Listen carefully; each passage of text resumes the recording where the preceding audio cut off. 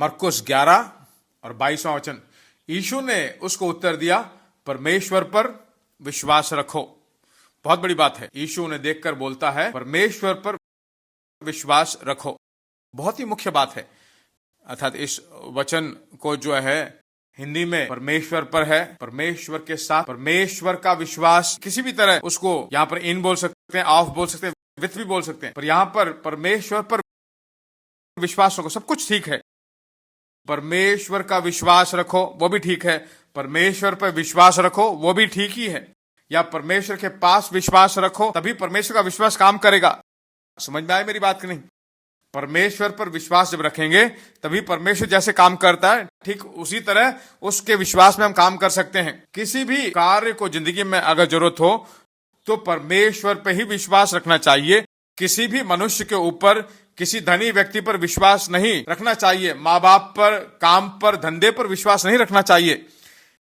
किसी भी चीज पर परमेश्वर के अलावा किसी भी कार्य पर अगर आपकी आंखें बस जाती हैं तो आप विश्वास में नहीं जीते हो। मेरी बात आपको समझ में आ रही? कोई भी कार्य हो, कोई भी मांग हो, जिंदगी में कोई भी चुनौती हो, आंखें परमेश्वर पर ही होनी चाहिए। मनुष्यों पर या काम पर या परिस्थितियों पर अगर हो तो विश्वास में आप नहीं जी रहे हो। एक मांग है तो बाइबल बताती है सभी चीजों को परमेश्वर को बताइए। किसको बताना है? परमेश्वर को बताइए। आज बहुत सारे लोग, किसी की बुराई नहीं कर रहा हूं मैं, एक दूसरे से शेयर कर सकते हैं, बांट सकते हैं, एक दूसरे को जो है प्रार्थना में हम संभाल सकते हैं। ये मांग है, प्रार्थना कीजिए। प्रार्थना में एक दूसरे को सहना वो अलग बात है, पर कुछ लोग देखकर कहते हैं प्रार्थना में रख लीजिए। कुछ लोगों को बोलते प्रार्थना में रख लीजिए। अगर प्रार्थना में रख लीजिए का मतलब क्या है? थोड़ा ठीक मुझे दीजिए।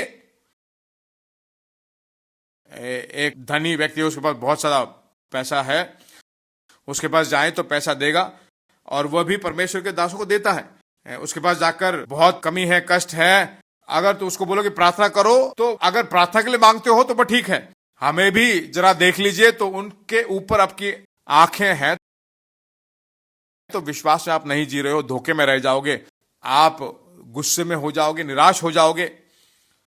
कभी आंखें मनुष्यों पे मत रखिए।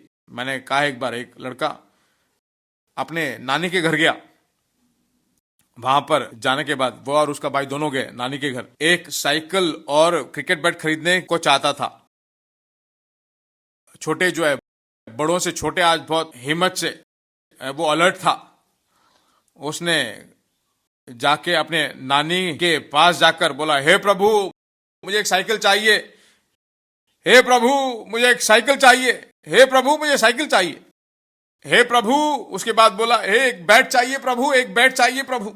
तो उसके भाई ने पूछा कि क्या परमेश्वर बहरा है? उसने कहा कि नहीं, परमेश्वर को सुनाई पड़ेगा पर नानी को सुनाई पड़ेगा। धीरे से बोले परमेश्वर को सुनाई पड़ेगा, पर नानी को बोलना है तो जोर से बोलना पड़ता है। देखिए, उसने नानी को इसके द्वारा दिखाया, उसने पहुंचाया। उसने कहा कि तुम्हारी सभी मांगों को नानी पर दिखाए, किसी पर आपकी आंखें नहीं, बल्कि आपकी आंखें परमेश्वर पर होनी चाहिए।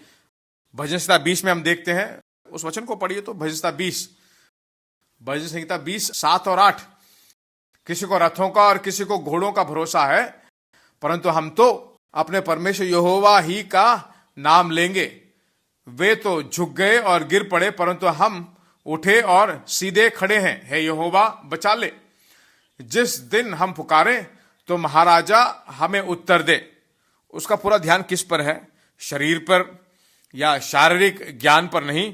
कुछ लोगों को अपने शारीरिक वरदानों पर, ज्ञान पर, बुद्धि पर ध्यान रखते हैं, पर हम यहोवा परमेश्वर पर ही ध्यान रखते हैं। शरीर पर जो ध्यान करते हैं वो गिर गए, परंतु हम उठे और सीधे खड़े हैं।